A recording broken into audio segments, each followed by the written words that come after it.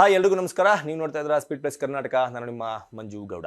ಪ್ರಧಾನಿ ನರೇಂದ್ರ ಮೋದಿ ಅವರು ಆರ್ಮಿ ಅಫಿಷಿಯಲ್ಸ್ಗಳ ಜೊತೆಗೆ ಒಂದಷ್ಟು ಮೀಟಿಂಗನ್ನು ನಡೆಸಿ ಎಲ್ಲ ಸೇನೆ ಅಂದರೆ ಭೂಸೇನೆ, ವಾಯುಸೇನೆ, ನೌಕಾಸೇನೆ ಎಲ್ಲ ಸೇನೆಯ ಮುಖ್ಯಸ್ಥರಿಗೆ ಕಂಪ್ಲೀಟ್ ಫ್ರೀಡಮ್ ಅಂದರೆ ಸ್ವಾತಂತ್ರ್ಯವನ್ನು ಕೊಟ್ಟಿದ್ದಾರೆ ಎನ್ನುವ ಸುದ್ದಿಯನ್ನು ನೀವು ಈಗ ಆಲ್ರೆಡಿ ನೋಡಿರ್ತೀರ. ಏನಿದು ಸೇನೆಗೆ ಸ್ವಾತಂತ್ರ್ಯ ಕೊಡೋದು ಅಂದರೆ ಏನು ಅಂತಂದರೆ, ಸೇನೆ ಈ ಹಿಂದೆ ಸಾಕಷ್ಟು ನಿರ್ಧಾರಗಳನ್ನು ತೆಗೆದುಕೊಂಡಾಗ, ಸಾಕಷ್ಟು ನಿಟ್ಟಿನಲ್ಲಿ ಪಾಕಿಸ್ತಾನಕ್ಕೆ ಬುದ್ಧಿಯನ್ನು ಕಲಿಸ್ತೀವಿ ಅಂತ ಸಜ್ಜಾಗಿ ನಿಂತಿದ್ದಾಗ ಭಾರತದ ಪೊಲಿಟಿಕಲ್ ವ್ಯವಸ್ಥೆ, ರಾಜಕೀಯ ವ್ಯವಸ್ಥೆ ಅವರ ಕೈಯನ್ನು ಈ ಹಿಂದೆ ಬಹಳಷ್ಟು ಬಾರಿ ಕಟ್ಟಿ ಹಾಕಿತ್ತು.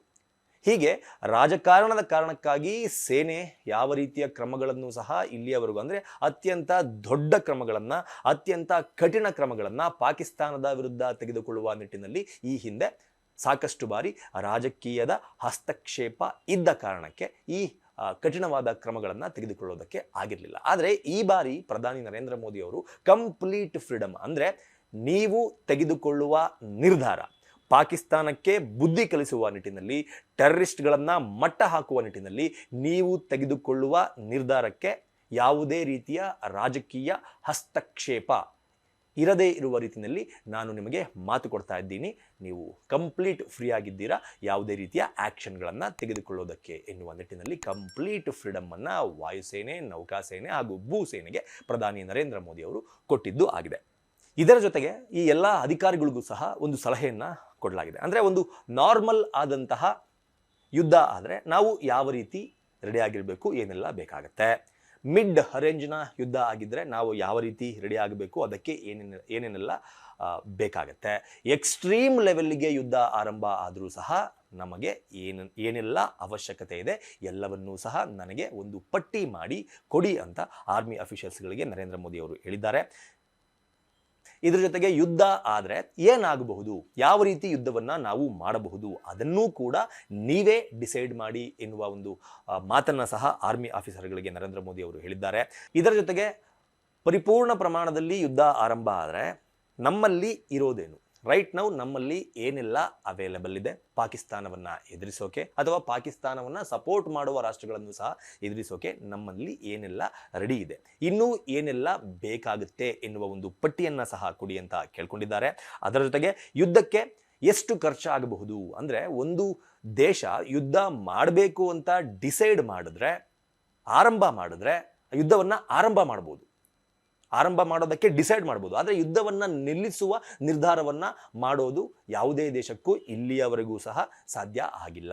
ಎರಡೂ ದೇಶಗಳು ಒಪ್ಪಿದ್ರೆ ಮಾತ್ರ ಆ ಯುದ್ಧ ತಾತ್ಕಾಲಿಕವಾಗಿ ಅಂತ್ಯ ಕಾಣುತ್ತೆ, ತಾತ್ಕಾಲಿಕವಾಗಿ ನಿಲ್ಲತ್ತೆ. ಬಿಟ್ಟರೆ ಯಾವುದೇ ಕಾರಣಕ್ಕೂ ಯಾವುದೇ ಒಂದು ದೇಶ ಯುದ್ಧ ನಿಲ್ಲಿಸೋದಕ್ಕೆ ಒಪ್ಪಿಲ್ಲ ಅಂತಂದರೆ ಆ ಯುದ್ಧವನ್ನು ನಿಲ್ಲಿಸೋದಕ್ಕೆ ಯಾವ ದೇಶದ ಕೈಲೂ ಕೂಡ ಆಗೋದಿಲ್ಲ. ಹಾಗಾಗಿ ಯುದ್ಧಕ್ಕೆ ಎಷ್ಟು ಖರ್ಚಾಗಬಹುದು, ನಮ್ಮಲ್ಲಿರುವ ಆರ್ಥಿಕ ವ್ಯವಸ್ಥೆ ಅಂದರೆ ಆರ್ಥಿಕವಾಗಿ ನಾವು ಎಷ್ಟು ಬಲವಾಗಿದ್ದೀವಿ, ಮುಂದಿನ ದಿನಗಳಲ್ಲಿ ಯುದ್ಧ ಕಂಟಿನ್ಯೂ ಆದರೆ ನಾವು ಆರ್ಥಿಕವಾಗಿ ಸಹಾಯವನ್ನು ಯಾವೆಲ್ಲ ದೇಶಗಳ ಬಳಿ ಕೇಳಬಹುದು ಎನ್ನುವ ನಿಟ್ಟಿನಲ್ಲೂ ಸಹ ನಾವು ಯುದ್ಧಕ್ಕೆ ಎಷ್ಟು ಖರ್ಚಾಗಬಹುದು ಎನ್ನುವ ಒಂದು ಪಟ್ಟಿಯನ್ನು ಸಹ ಕೊಡಿ ಅಂತ ಕೇಳಿದ್ದಾರೆ. ಇನ್ನು ಭೂಸೇನೆಗೆ ಯಾವ್ಯಾವ ಭಾಗದಲ್ಲಿ ಎಷ್ಟೆಷ್ಟು ಆರ್ಮಿ ಪರ್ಸನ್ಸ್ಗಳನ್ನು ಹಾಕಬೇಕು, ನಿಯೋಜನೆ ಮಾಡಬೇಕು, ಯಾವೆಲ್ಲ ಭಾಗದಲ್ಲಿ ಕಠಿಣ ಕ್ರಮಗಳನ್ನು ತೆಗೆದುಕೊಳ್ಳಬೇಕು, ಯಾವೆಲ್ಲ ಭಾಗಕ್ಕೆ ಎಷ್ಟೆಷ್ಟು ಶಸ್ತ್ರಾಸ್ತ್ರಗಳನ್ನು ಪೂರೈಸಬೇಕು ಎನ್ನುವ ನಿರ್ಧಾರವನ್ನು ಸಹ ನೀವೇ ಮಾಡಿ ಎನ್ನುವ ಸ್ವಾತಂತ್ರ್ಯವನ್ನು ಸಹ ಕೊಟ್ಟಿದ್ದಾರೆ.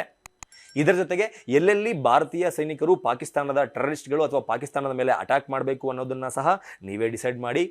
ಪಾಕಿಸ್ತಾನ ಬಾಲ ಮುದುರಿ ಕುಳಿತುಕೊಳ್ಳಬೇಕು, ಯಾವುದೇ ರೀತಿ ಅವರು ಪ್ರತಿರೋಧವನ್ನು ಒಡ್ಡಿ ಅವರು ಸಕ್ಸಸ್ ಕಾಣದೇ ಇರುವ ರೀತಿ ನೋಡಿಕೊಳ್ಳಿ, ಅದಕ್ಕೆ ಏನು ಬೇಕಾದರೂ ಮಾಡಿ, ಅದಕ್ಕೂ ಕೂಡ ನಿಮಗೆ ಕಂಪ್ಲೀಟ್ ಆದಂತಹ ಸ್ವತಂತ್ರ ಇದೆ ಅನ್ನೋದನ್ನು ನಿನ್ನೆ ನಡೆದಂತಹ ಒಂದು ಮೀಟಿಂಗ್ನಲ್ಲಿ BSF ಅಂದರೆ ಬಾರ್ಡರ್ ಸೆಕ್ಯೂರಿಟಿ ಫೋರ್ಸ್ ಭೂಸೇನೆಗೆ ಪ್ರಧಾನಿ ನರೇಂದ್ರ ಮೋದಿ ಅವರು ಕೊಟ್ಟಿದ್ದಾರೆ. ಇನ್ನು ನೇವಿ ಸಮುದ್ರ ಮಾರ್ಗ ಕೂಡ ತುಂಬಾನೇ ಇಂಪಾರ್ಟೆಂಟ್ ಆಗುತ್ತೆ. ಯಾಕಪ್ಪ ಅಂತಂದ್ರೆ ಭಾರತ ಪಾಕಿಸ್ತಾನ ಯುದ್ಧ ಆರಂಭ ಆದರೆ ಸಮುದ್ರ ಮಾರ್ಗ ತುಂಬಾನೇ ಇಂಪಾರ್ಟೆಂಟ್ ಆಗುತ್ತೆ. ಯಾಕಪ್ಪ ಅಂತಂದ್ರೆ ಸಮುದ್ರ ಮಾರ್ಗದಲ್ಲಿ ಅಂದರೆ ನೌಕಾ ಸೇನೆಯಲ್ಲಿ ಪಾಕಿಸ್ತಾನಕ್ಕೆ ಕಂಪೇರ್ ಮಾಡಿದ್ರೆ ಭಾರತ ತುಂಬ ದೊಡ್ಡ ಮಟ್ಟದಲ್ಲಿ ಸ್ಟ್ರಾಂಗ್ ಆಗಿ ಇದೆ. ಪಾಕಿಸ್ತಾನದ ಬಳಿ ಏರ್ಕ್ರಾಫ್ಟ್ಗಳನ್ನು ಸಮುದ್ರ ಮಾರ್ಗದ ಮೂಲಕ ಸಾಗಿಸುವಂತಹ ಯಾವುದೇ ದೊಡ್ಡ ಮಟ್ಟದ ಹಡಗುಗಳು ಪಾಕಿಸ್ತಾನದ ಬಳಿ ಇಲ್ಲ. ಹಾಗಾಗಿ ಈಗ ಆಲ್ರೆಡಿ INS ವಿಕ್ರಾಂತ್ ಕಾರವಾರದ ಬಂದರಿನಿಂದ ಪಾಕಿಸ್ತಾನದ ಕಡೆಗೆ ಹೊರಟು ಆಗಿದೆ. ಇದರಲ್ಲಿ 40ಕ್ಕೂ ಹೆಚ್ಚಿನ ಏರ್ಕ್ರಾಫ್ಟ್ಗಳನ್ನು ಕ್ಯಾರಿ ಮಾಡಬಹುದು. 1700ಕ್ಕೂ ಅಧಿಕ ಸೈನಿಕರನ್ನು ಇದರಲ್ಲಿ ಕರೆದುಕೊಂಡು ಹೋಗಬಹುದು. ಹೆಲಿಕಾಪ್ಟರ್ಗಳನ್ನು ಕ್ಯಾರಿ ಮಾಡಬಹುದು. ಸೈನಿಕರಿಗೆ ಏನಾದರೂ ತೊಂದರೆ ಆದರೆ ಅಲ್ಲಿ ಹಾಸ್ಪಿಟಲ್ ವ್ಯವಸ್ಥೆ ಕೂಡ ಇದೆ. ಹೀಗೆ ಸಾಕಷ್ಟು ಮಿಸೈಲ್ಗಳನ್ನು ಸಹ ಈ INS ವಿಕ್ರಾಂತ್ನಿಂದ ಲಾಂಚ್ ಮಾಡಬಹುದು. ಅಣುಬಾಂಬ್ ದಾಳಿ ಸಂದರ್ಭ ಎದುರಾದರೂ ಕೂಡ ಈ INS ವಿಕ್ರಾಂತ್ ಅಂದರೆ ನೌಕಾ ಸೇನೆ ಏನಿದೆ ಇದು ಪ್ರಮುಖವಾದಂತಹ ಪಾತ್ರವನ್ನು ವಹಿಸುತ್ತೆ. ಹೀಗಾಗಿ ಈ ಎಲ್ಲ ನಿಟ್ಟಿನಲ್ಲೂ ಸಹ ಅಟ್ಯಾಕ್ ಮಾಡುವ ನಿಟ್ಟಿನಲ್ಲಿ ಯಾವೆಲ್ಲ ರೀತಿಯ ರೂಪುರೇಷೆಗಳನ್ನು ರೂಪಿಸಬೇಕು, ಪಾಕಿಸ್ತಾನದ ಮೇಲೆ ಅಟ್ಯಾಕ್ ಮಾಡಬೇಕು ಅನ್ನೋದನ್ನು ನೀವೇ ಡಿಸೈಡ್ ಮಾಡಿ ಅಂತ ನೌಕಾ ಸೇನೆಗೂ ಸಹ ಮೋದಿಯವರು ಕಂಪ್ಲೀಟ್ ಫ್ರೀಡಮನ್ನು ಕೊಟ್ಟಿದ್ದಾರೆ. ಅಂದರೆ INS ವಿಕ್ರಾಂತ್ನಲ್ಲಿ ಎಷ್ಟು ಏರ್ಕ್ರಾಫ್ಟ್ಗಳನ್ನು ಕ್ಯಾರಿ ಮಾಡಿಕೊಂಡು ತಗೊಂಡು ಹೋಗ್ತೀರಾ ಅದನ್ನು ಹೇಳಿ, ಸೀನಿಂದ ಲಾಂಚ್ ಮಾಡೋದಕ್ಕೆ ಅಂದರೆ ಸಮುದ್ರ ಮಾರ್ಗದಿಂದ ಪಾಕಿಸ್ತಾನದ ಮೇಲೆ ಲಾಂಚ್ ಮಾಡೋದಕ್ಕೆ ಅಥವಾ ಬಾಂಬಿಂಗ್ ಮಾಡೋದಕ್ಕೆ ಎಷ್ಟು ಮಿಸೈಲ್ಗಳ ಅವಶ್ಯಕತೆ ಇದೆ ಅನ್ನೋದನ್ನು ನಮಗೆ ಹೇಳಿ.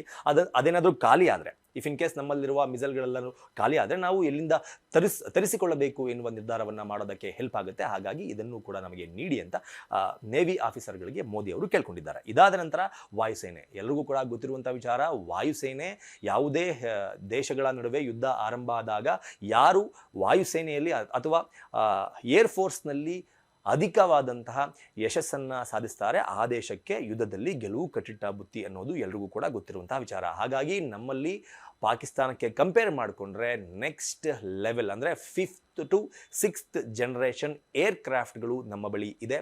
ಪಾಕಿಸ್ತಾನ ಇನ್ನು 3rd 4th ಜನರೇಷನ್ ಏರ್ಕ್ರಾಫ್ಟ್ಗಳಲ್ಲೇ ಇದೆ. ಅಂದರೆ ಪಾಕಿಸ್ತಾನ ತನ್ನ ಏರ್ ಕ್ರಾಫ್ಟ್ಗಳನ್ನು ಅಪ್ಡೇಟ್ ಮಾಡಿ 10 ವರ್ಷ ಆಗೋಗಿದೆ. ಆದರೆ ನಮಗೆ ಇತ್ತೀಚೆಗೆ ಕಳೆದ ಕೆಲವು ಒಂದು ಅಥವಾ 2 ವರ್ಷಗಳ ಮುಂಚೆ ಅಥವಾ 3-4 ವರ್ಷಗಳ ಮುಂಚೆ ಬಂದಂತಹ ರಫೇಲ್ಗಳು, ಕಂಪ್ಲೀಟ್ ಅಪ್ಡೇಟೆಡ್ ರಫೇಲ್ಗಳು ನಮ್ಮ ಬಳಿ ಇದೆ. ಹೀಗಾಗಿ ವಾಯುಸೇನೆಗೂ ಕೂಡ ನೀವು ಯಾವ ನಿಟ್ಟಿನಲ್ಲಾದರೂ ದಾಳಿ ಮಾಡಿ ನಿಮಗೆ ಏನು ಬೇಕು ಅದನ್ನು ಕೊಡೋದಕ್ಕೆ ನಾವು ರೆಡಿ ಇದ್ದೀವಿ. ಆದರೆ ನಿಮಗೆ ಏನೆಲ್ಲ ಬೇಕು ಎನ್ನುವ ಪಟ್ಟಿಯನ್ನು ಮೊದಲು ನಮಗೆ ನೀಡಿ ಎನ್ನುವ ಒಂದು ಸ್ವಾತಂತ್ರ್ಯವನ್ನು ಸಹ ಪ್ರಧಾನಿ ನರೇಂದ್ರ ಮೋದಿ ಅವರು ಕೊಟ್ಟಿದ್ದಾರೆ. ಸೊ ಇದು ಭಾರತೀಯ ಸೇನೆಗೆ ಎಲ್ಲ ಆಯಾಮದಲ್ಲೂ ಎಲ್ಲ ಸೇನೆಗೂ ಕೂಡ ಪ್ರಧಾನಿ ನರೇಂದ್ರ ಮೋದಿ ಅವರು ಕೊಟ್ಟಿರುವಂತಹ ಸ್ವಾತಂತ್ರ್ಯ. ಏನನ್ಸುತ್ತೆ ನಿಮಗೆ ಇದ್ರ ಬಗ್ಗೆ ಅನ್ನೋದನ್ನ ಕಮೆಂಟ್ ಬಾಕ್ಸ್ ಮೂಲಕ ತಿಳಿಸಿ ಅಂತ ಕೇಳ್ಕೊತಾ ಈ ವಿಡಿಯೋನ ಮುಗಿಸ್ತಾ ಇದ್ದೀನಿ. ನಮಸ್ಕಾರ. ಬೀಟ್ಲೆಸ್ ಕರ್ನಾಟಕ.